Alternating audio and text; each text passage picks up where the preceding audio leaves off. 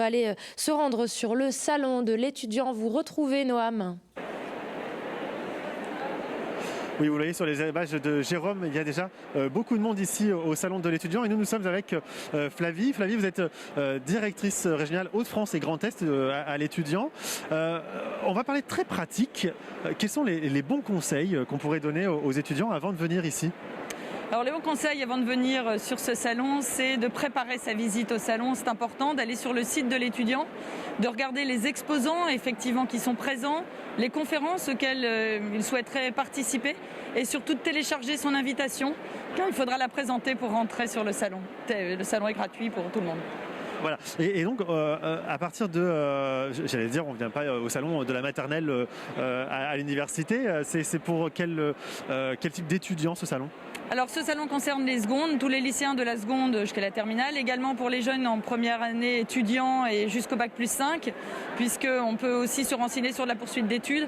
Il est très clair qu'actuellement la cible principale sont les bacheliers, enfin les futurs bacheliers, les premières et terminales, avec l'ouverture de Parcoursup dans quelques jours, le 20 pour l'inscription des vœux, et également peut-être les premières années étudiants qui ont été privés malheureusement de salon l'année dernière et qui ont peut-être besoin d'informations, éventuellement de se réorienter. C'est important qu'ils viennent chercher l'information ici. Nous essayons d'éviter le décrochage.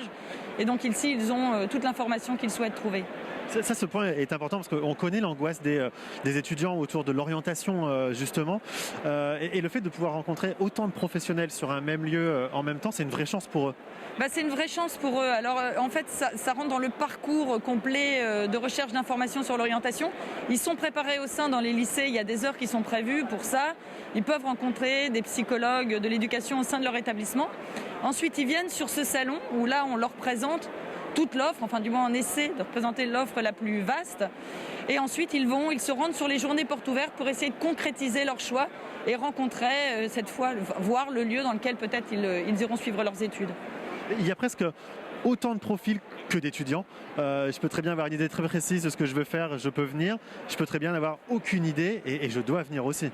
Bah oui, idée ou pas idée, il faut venir. Et même quand on a une idée très précise, peut-être que finalement, au détour du salon, on va rencontrer une formation et se dire « Ah bah oui, je n'y avais pas pensé ». Ou en participant à une conférence, de se dire « Mais peut-être qu'il faut que je m'ouvre aussi à ça ». Donc il est important de venir sur le salon préparé pour ne pas avoir peur en arrivant sur le salon de toutes ces formations.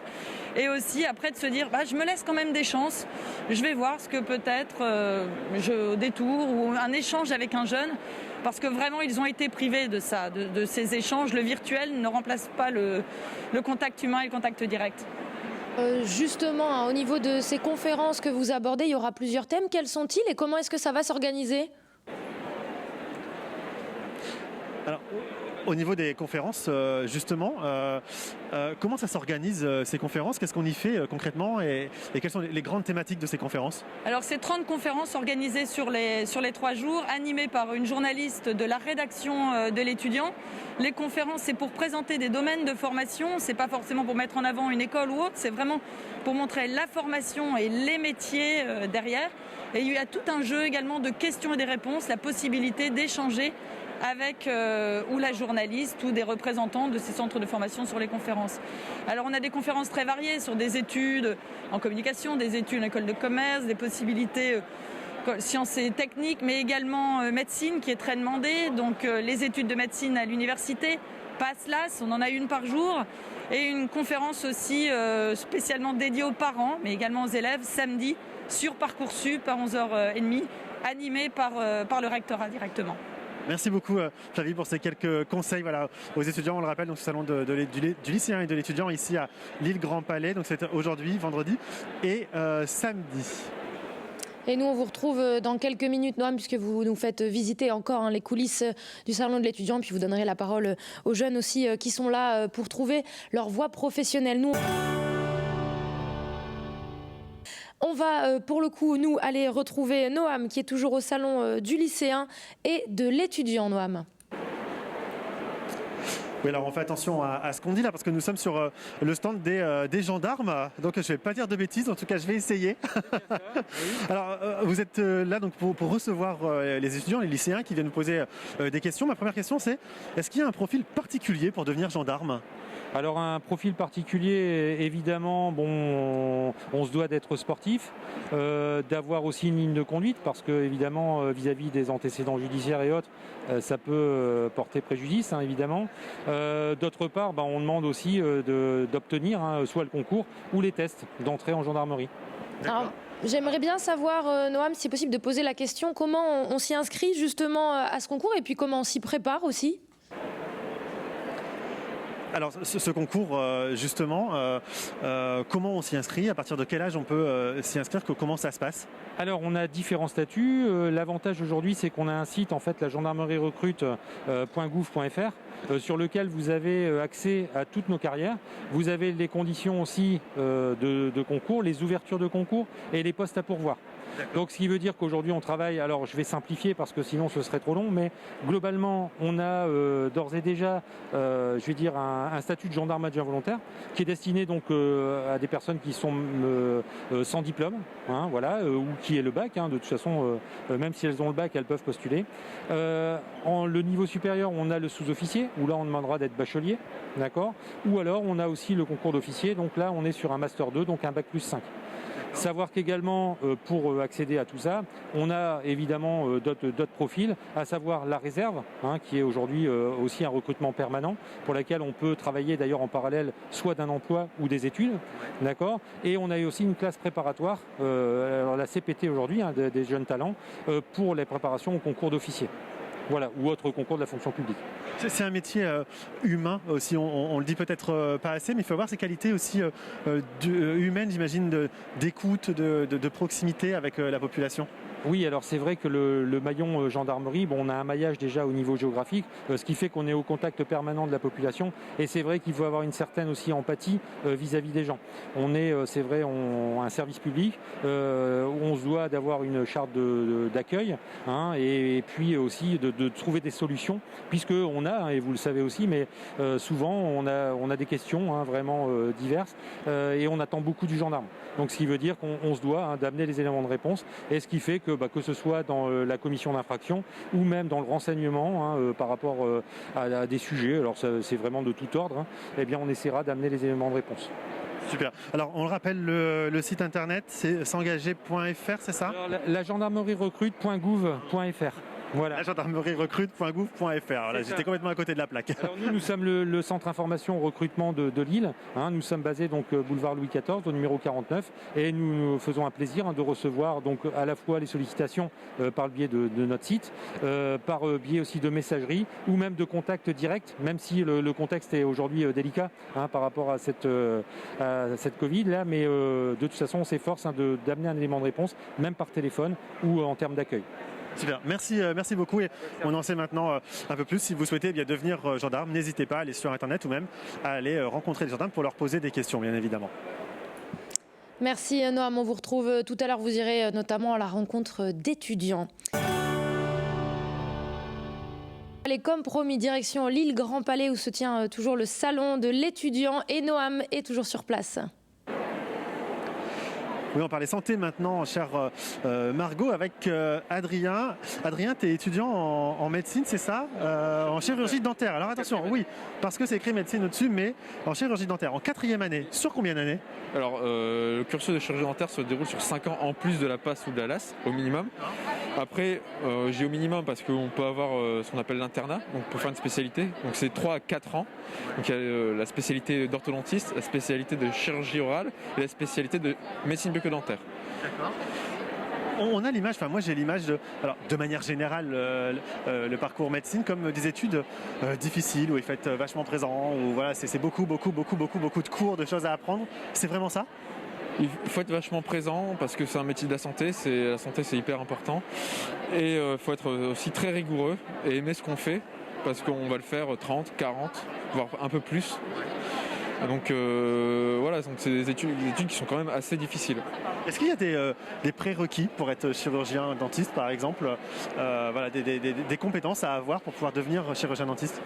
Tout d'abord, il faut être très motivé, ne pas se poser de questions, aimer ce qu'on fait. Et après, savoir travailler, avoir une bonne méthode de travail et être assez rigoureux dans sa manière de vivre par rapport au travail et aux études. Alors par rapport à l'école justement, Noam, j'aimerais savoir typiquement dans quelle matière est-ce qu'il faut être bon? Au niveau des matières, question de Margot, au niveau des matières, est-ce qu'il faut être bon par exemple en sciences, en maths ou dans d'autres disciplines? Alors il faut quand même avoir des connaissances en sciences, en physique, en maths.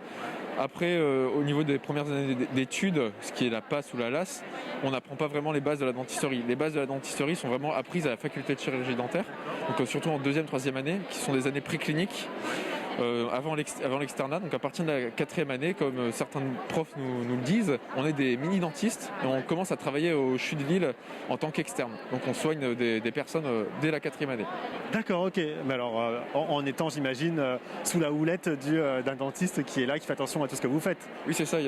On a des enseignants qui nous encadrent, qui nous apprennent plein de choses, plein de petits tips vis-à-vis des patients, à gérer un patient, à avoir un peu le relationnel et pour nous permettre de progresser au fil des années à la fac dentaire. Qu'est-ce qui te plaît dans ce métier? Le contact avec les patients, avec mes futurs confrères, l'aspect manuel du métier qui est quand même assez importante et assez présente, et aussi l'aspect intellectuel parce que c'est un métier très intellectuel, savoir poser un diagnostic, savoir adapter son diagnostic au patient, savoir l'expliquer, le vulgariser, et je pense que lier la pratique à la connaissance et la science c'est très important dans ce métier. Tu disais gérer les patients. Si on prend par exemple l'exemple de Margot qui tombe dans les pommes quand elle va chez le dentiste, ça il faut savoir le gérer aussi. Oui, il faut savoir le gérer, savoir bien gérer son stress, ses émotions, parce que quand on a un patient qui n'est pas content, il faut savoir le gérer. Faut pas s'emporter, il faut rester calme, il faut montrer un environnement assez sécure quand même pour le patient, parce que c'est ça, c'est la première impression qu'on donne aux patients, de se dire bah oui, je vais chez un dentiste, chez un professionnel, c'est quand même assez rassurant. Merci beaucoup Adrien pour ces quelques mots. Bon courage pour le salon. Et maintenant, on en sait un peu plus pour devenir chirurgien dentiste. Je ne sais pas, avec Jérôme, peut-être qu'on va se renseigner pour s'inscrire et changer de métier, devenir dentiste. Tiens, allez, pourquoi pas. Il faut se motiver pour recommencer de telles études, mais pourquoi pas, Noam, en tout cas, vous nous manquerez. Et oui, en ce jeudi 13 janvier, c'est le début du salon du lycéen et de l'étudiant à Lille Grand Palais. L'occasion pour nous de parler de jeunesse, d'éducation et d'insertion aux professionnels. C'est le thème de notre émission aujourd'hui. Vous l'avez compris. On a eu le plaisir tout à l'heure de recevoir une coach en orientation. On a eu la responsable de l'école de la seconde chance aussi. Nous sommes actuellement avec Khadija Abouchan, qui est journaliste et animatrice de conférences spécialisées dans la jeunesse. On a plein de questions à vous poser encore. Mais d'abord, on va retourner du côté du salon de l'étudiant pour retrouver Noam. Et oui, on parcourt toujours les allées de ce salon de l'étudiant ici à Lille. Et alors, nous sommes avec Maïline. Maïline, tu étais en train de demander des renseignements il y a quelques instants. Tu es en première, c'est ça? Est-ce que tu sais ce que tu veux faire dans la vie? Pas du tout. Ah. Ça, c'est un problème du coup. Oui. Ouais. Comment tu fais? Je cherche un peu dans ce qui est général et dans ce que j'aime faire. Ouais. Comme moi j'aime les maths, la physique et la chimie. Donc je suis allée voir les prépas parce que ça me donnerait un peu de temps pour chercher un peu ce que je veux faire et ce que je préfère faire. Et les écoles d'ingénieurs, que ce soit post-bac ou après la prépa, pour voir. Il y a plein de choses, il y a plein de choix. Moi, j'aimerais savoir justement, Noam, si aujourd'hui, c'est pas compliqué justement de trouver son orientation avec tout ce qui existe en termes de formation. Est-ce que c'est compliqué, question de Margot, est-ce que c'est compliqué aujourd'hui de trouver son orientation avec tout ce qui existe comme métier, comme formation, comme école? C'est plus compliqué aujourd'hui? Je sais pas si c'est plus compliqué aujourd'hui qu'avant, mais je connais beaucoup de gens qui ont du mal à savoir ce qu'ils veulent faire, ou ceux qui savent ce qu'ils veulent faire, c'est parce que leurs parents les ont un peu orientés, ou ils font un peu comme leurs parents, et du coup, c'est pas très... Toi, c'est pas ton cas? Non. Enfin, si, parce que... Maman n'est pas loin, je crois, attention. Hein. Ma mère et mon beau-père sont très dans ce qui est scientifique. Mon beau-père est ingénieur, chercheur, tout ça. Et ma mère est dans l'enseignement supérieur. Donc, je connais un peu, mais T'as préparé ta visite, justement, avant de venir avec tes parents? Tu t'es dit, tiens, j'aimerais bien aller voir ça. Voilà, je me cherche, mais je prépare quand même. Oui, un petit peu. Enfin, on savait qu'il y avait certaines parties que je voulais pas voir du tout parce que j'aime pas ça, mais qu'il y a certaines parties, là du coup les écoles d'ingénieurs, les prépas, tout ça, je suis allée voir parce que j'en avais besoin. On a vu des conférences aussi. Enfin... Quel est le climat en ce moment avec tous tes camarades? Voilà, quand on parle d'orientation, c'est quoi? C'est source d'angoisse ou pas forcément?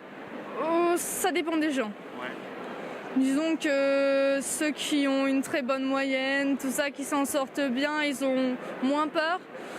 Mais ceux qui sont un peu plus dans la moyenne et tout, ils se disent je suis fichu des fois. Et tu te dis non, essaye au moins. Voilà, faut y croire, vas-y, essaye, ouais, c'est ça. C'est un message que tu passes, ça, tiens. Allez, vas-y, essayez, allez-y, faut pas baisser les bras. Oui, il faut essayer. On a besoin d'un peu d'espoir. Je sais que c'est pas toujours facile, surtout en cette période, mais on en a besoin. S'il n'y a pas d'espoir, il n'y a rien, tu fais rien. Eh ben c'est très bien de finir comme ça. Bravo. Oui, non mais c'est vrai, c'est exactement ça. Voilà. Donc voilà. Alors si comme Maïline, vous souhaitez des renseignements sur les formations, les différentes écoles, etc. Ça se passe ici au salon de l'étudiant à Lille ce jeudi, vendredi et c'est jusqu'à samedi. N'hésitez pas à venir. En plus, c'est gratuit. Merci beaucoup Noam et merci à tous les deux pour ce joli message d'espoir en tout cas.